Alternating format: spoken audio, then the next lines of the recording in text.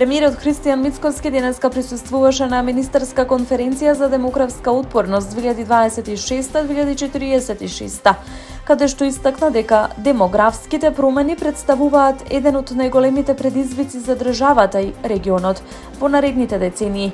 Тој нагласи дека суштинскиот проблем не е само демографската промена, туку недоволната отпорност на системите да се прилагодат на новите реалности, вклучувајќи го иселувањето на младите, нискиот наталитет и старењето на населението. Мицкоски посочи дека владата подготвила нова стратегија за демографска отпорност, која не треба да остане само документ, туку да представува долгорочна национална рамка за политики во повеќе сектори, од образование и здравство до економија, социјална заштита и регионален развој.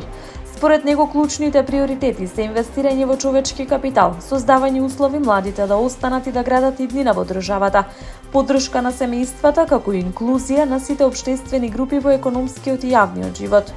Дополнително, премиерот ја истакна и важноста од подобро искористување на потенцијалот на дијаспората, со цел миграцијата да се претвори од предизвик во развојна можност.